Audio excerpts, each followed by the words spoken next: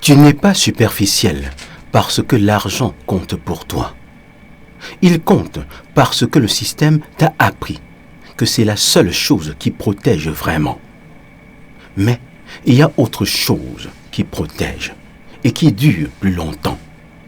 Ce que tu construis, ce que tu transmets, ce que tu es quand la voiture n'est plus là. Au Cameroun, on ne te demande pas ce que tu fais. On te demande ce que tu as. On ne juge pas ton caractère. On juge ta voiture. On ne respecte pas ta sagesse. On respecte ton compte en banque. Le Cameroun souffre d'un mal silencieux. L'amnésie historique. Un traitement symbolique existe désormais. Mémorialine. Prescription. Un chapitre par jour pendant 37 jours. Principe actif. Cameroun, des fantômes au pouvoir. Effets secondaires possibles. Lucidité. Émotion. Conscience. Dialogue. Ce n'est pas un livre. C'est une cure de mémoire. Et quelque part, tu as accepté ces règles. Tu joues le jeu parce que tu n'as pas le choix ou parce que tu ne vois plus d'autres jeux. Le rapport à l'argent au Cameroun est devenu quelque chose de particulier. L'argent ne sert plus seulement à vivre. Il sert à exister aux yeux des autres. On s'endette pour des funérailles grandioses. On achète ce qu'on ne peut pas se permettre pour impressionner des gens qu'on n'aime pas vraiment. On juge un homme à son train de vie sans se demander comment il a construit. Et cette course épuise. Elle brise des familles. Elle pousse certains vers des chemins dangereux. Elle crée une génération entière qui confond valeurs personnelles et solde bancaire, qui se lève le matin, non pas pour construire, mais pour paraître. Mais, est-ce que le Camerounais a toujours eu ce rapport à l'argent? Ou est-ce quelque chose qu'on lui a appris à avoir? Dans les sociétés traditionnelles camerounaises, la richesse avait un sens différent. L'homme riche était celui qui nourrissait les autres, qui résolvait les conflits, qui transmettait les savoirs. La richesse était une responsabilité, pas une destination. On ne s'enrichissait pas pour se distinguer. On s'enrichissait pour mieux servir. Puis est arrivé un système qui a tout traduit en argent. L'impôt colonial a forcé les Africains à entrer dans l'économie monétaire, non par choix, mais par contrainte. Pour payer l'impôt, il fallait de l'argent. Pour avoir de l'argent, il fallait travailler pour le colon.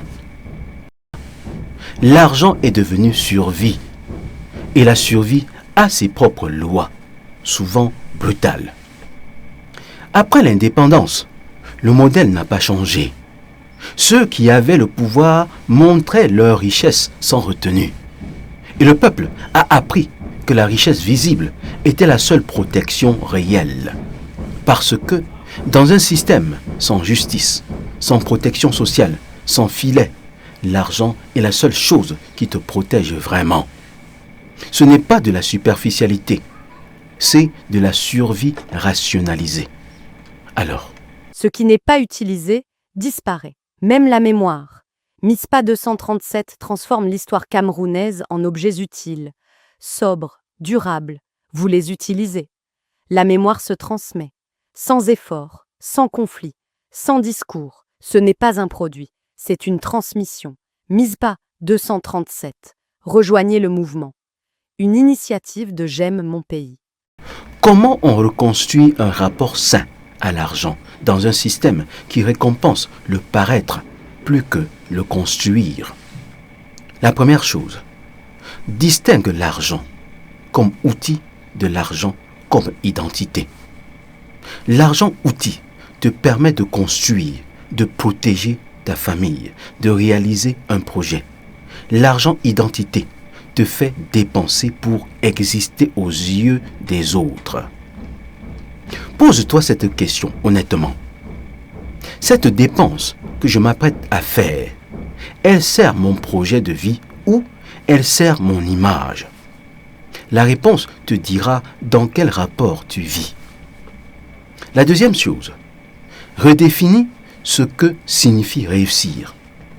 Dans la tradition camerounaise, réussir, c'était laisser quelque chose, un savoir, un enfant bien formé, une communauté plus forte, une œuvre qui dure.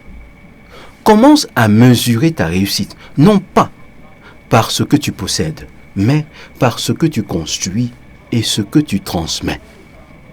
La troisième chose, parle d'argent sans tabou avec tes proches. L'argent qu'on ne nomme pas gouverne en silence. Les dettes cachées, les dépenses inavouées, les rêves abandonnés faute de budget.